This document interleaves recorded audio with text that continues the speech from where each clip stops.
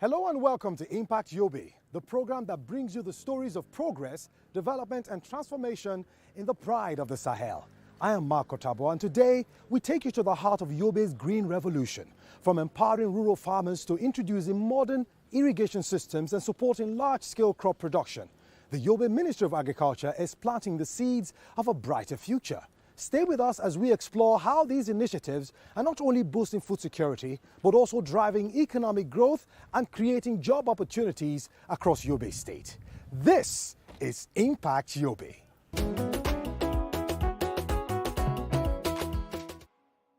Of the Yobe State House of Assembly. The Yobe State government is taking a bold step towards environmental sustainability and combating desertification. Governor Mai Mala Buni launched a statewide tree planting campaign aimed at promoting environmental conservation and improving livelihoods. The campaign, tagged Green Yobe, Sustainable Future, is part of the state long-term plans to combat desert encroachment, climate change, and promote agriculture productivity across the 17 local government areas of the state. In his speech, the State Commissioner for Environment, Sidi Karasua, described the initiative as significant. For this year's event, which is Buni's initiative on desert reclamation and restoring degraded lands, is apt and germane, given the large areas of the state's arable land affected by these twin environmental challenges. However, despite the enormity of tackling these challenges, we are confident that with the support we are receiving from the government, they are very much unsurmountable. Your Excellency, distinguished ladies and gentlemen, as a mark of commitment of the state government to addressing our desertification and climate degradation and land degradation challenges. And therefore, this morning,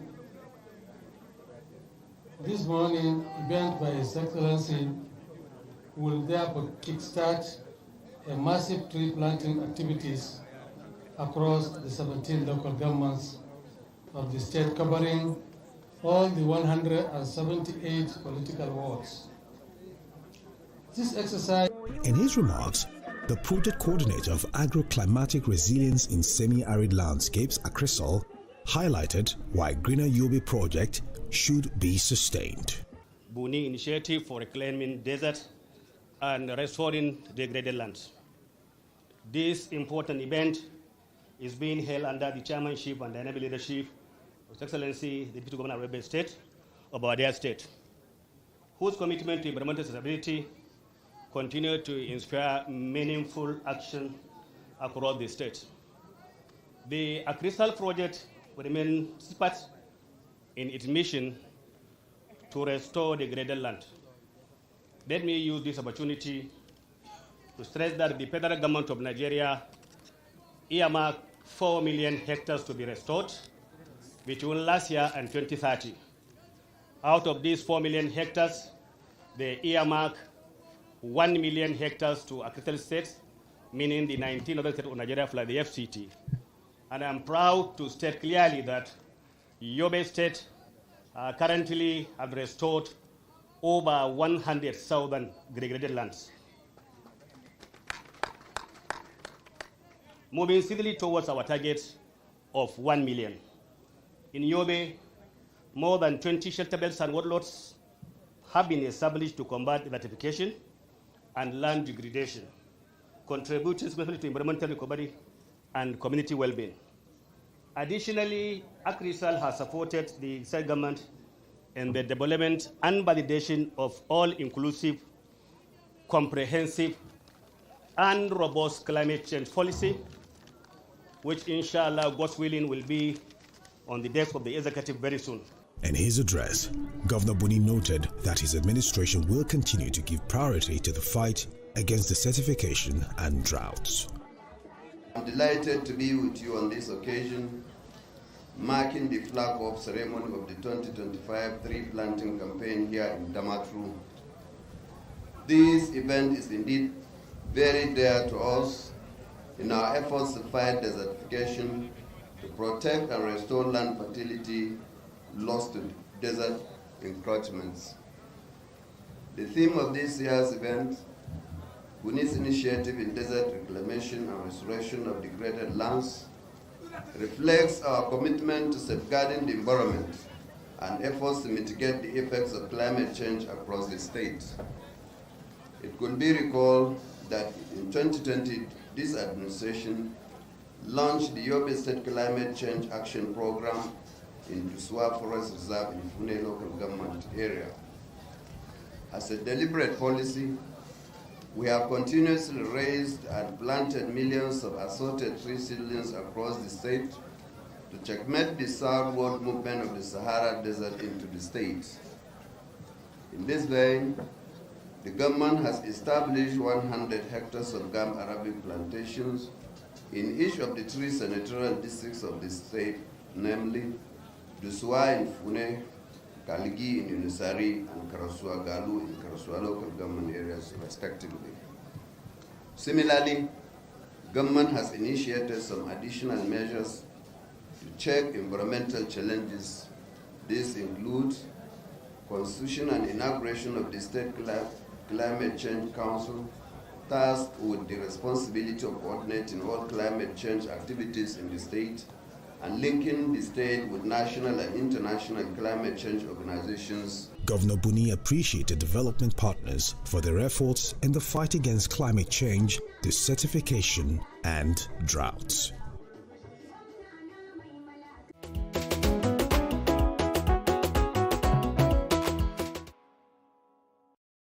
Hello and welcome to the interview segment on Impact Yobe. Today, I am at the Ministry of Agriculture and I'll be speaking with the Commissioner for Agriculture and Natural Resources, Yobe State. He's none other but Honorable Ali Mustafa Guniri. Thank you so much for coming. It is my pleasure meeting you. It's a pleasure having you on the show here today. Thank you so much. Now, Honorable, I must first of all congratulate you. I understand perfectly right now, it's on information that Yobe State in this year, 2024-2025, had the most crop yield in the state. Congratulations on that beautiful, performance. Thank you so much. What exactly brought about this harvest, this bountiful yield that we are celebrating today? This increased crop productivity and livestock production is as a result of His Excellency's commitment to agriculture. All right. Because of His Excellency's special intervention in the area of agriculture, we were able to achieve crop productivity, increased crop productivity. Wow. His Excellency, since his inception in 2019 to date, has committed so much to the Ministry of Agriculture. Wow. When he came, we set up a committee and recommended on various ways of improving crop productivity in Yobe State. And one primary objective of the Ministry of Agriculture is to provide adequate extension services to farmers. Okay. And we were able to train 178 extension agents. Wow. And we attached them to the 178 political wards of Yobe State in order to, give new technological innovations to farmers to have increased crop productivity.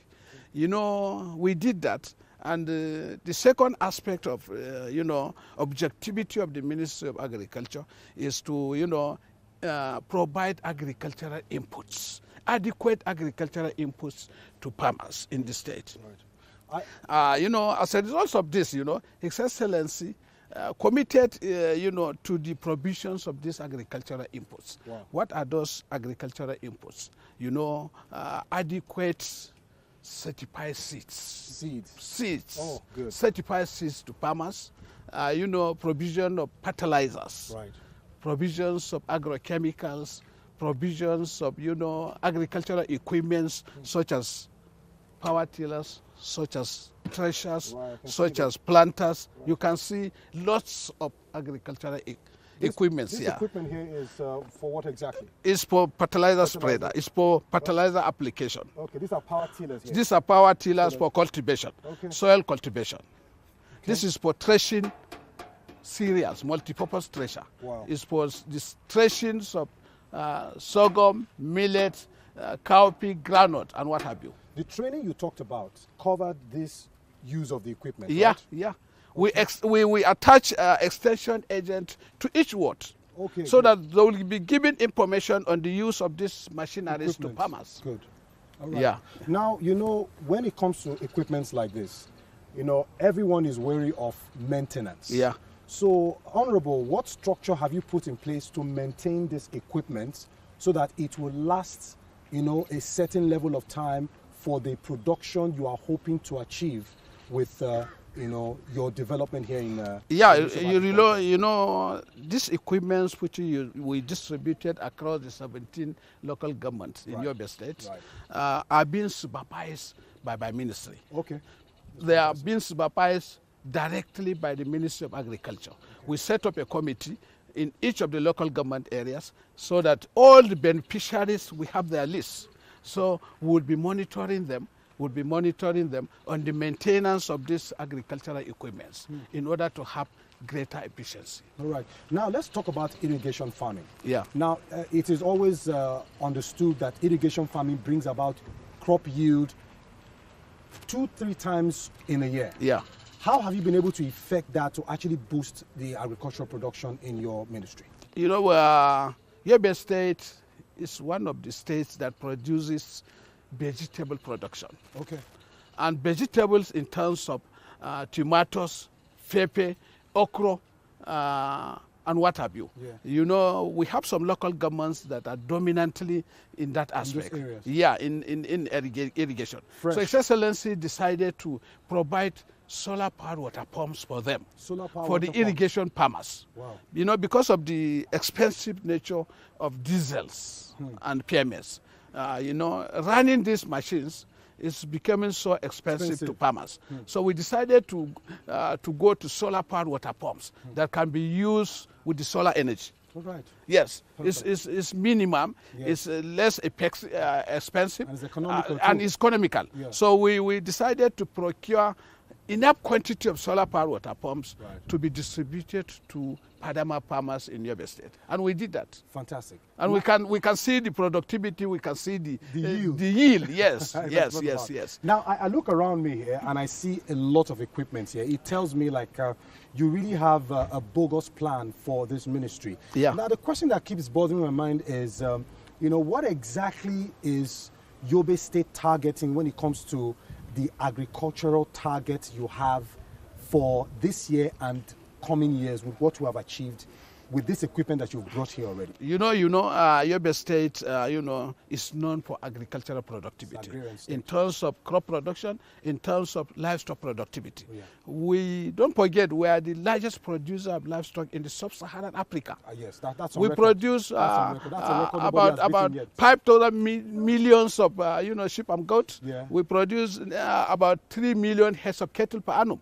So you know, as a result of this, you know, our productivity has increased because of Excellency's intervention in the area of agriculture. And we want to stand firm and be committed to agriculture and be self-sufficient in crop production and in livestock production. Now, Honorable, with everything you've said so far, it is obvious that those watching the show right now would start asking normal questions like, how do investors come in to be a part of this big project that we are looking at? What would be your message to those who are willing to come to Yobe State to invest in agriculture, to join in this crusade in giving Nigeria an outlook of what we hope to see in the coming future? You know, we welcome all investors in the area of agriculture. Yeah. We'll give, you know, level playing ground to any investor that wishes to come to Yobe State. All right. And we are totally committed. His Excellency Dr. Mai Malabuni is totally committed to the Ministry of Agriculture. Right. I myself, an agriculturist, yes. You know, totally committed to agriculture. So, you know, I'm not happy that maybe you came at a time when we distributed all the tractors. Wow. All the tractors about, you know, His Excellency procured 100 tractors last year. Wow. 100? 100 tractors. That's a lot. And we distributed to all the local government areas. Wow. They're now at the local government areas. This time around, His Excellency procured 40 tractors. 40 tractors. And all these tractors were given to farmers free. His Excellency, each tractor cost the state government about 60 million naira. 60 million? Yeah, and all were distributed to farmers free in order to increase crop productivity in Yobe State. Wow, that's commendable. We want to remain committed to our productivity in the area of agriculture. Wow. Yes. All right, Honorable, very quickly, I think another question right now that actually bothers me a bit is what is your collaborations with any NGOs? What are the agencies responsible for the collaboration of making this a reality? Do you have any external body that is also supporting in the drive, aside from the contribution of His Excellency Memala Buni? Yeah. Are there any other external agencies or private companies that have also keyed into this project to give us the required yield that we're looking for? Yeah, we are collaborating with some World Bank assisted projects. World Bank? Yeah, such as AgriSal, such as PAO, put an agricultural organization, such as, you know, Sasakawa, Africa. Wow. So a lot of, you know, NGOs, we are collaborating with them, and they are assisting us greatly in the area of agricultural productivity. All right, let's look at the markets now. Now we understand that production is obviously going to take a beautiful flight with everything we've seen here. Yeah. But another concern is, how do these crops get to the end user? How do farmers access these crops from the farms through the roads, the routes, to get them to their destination of sale or export or what have you? What are the structures on ground to not hinder the flow of the crops getting to the end user? There is a program called RAM. RAM. Okay. This is a program that deals with rural roads. Rural roads. Okay. Yeah. Okay. So His Excellency, you know, is collaborating with them to provide adequate, accessible roads to villages across Yobe in order to, you know, to move the palm produce from the to the villages to the urban centers. So we want to make it and so, you know, accessible in order that all these, you know, vegetables and what have you are not being damaged along the routes. All right, Honorable, how is the ministry addressing the challenges of desertification and climate change that affect agricultural productivity in the state? You know, as a result of climate change, low productivity and what have you. That's why, you know, His Excellency is much committed towards provisions of adequate agricultural inputs. Don't forget, provision of adequate agricultural inputs to farmers, you know, controls all those aspects of, low productivity in crop production. So that's why we are much committed. Let's see that all these inputs are available in all the 178 wards of Yobe State, so that each farmer can have access to all these agricultural inputs in order to increase productivity. All right, those watching right now would want to ask questions about the youth. The youths in Yobe State. Yeah.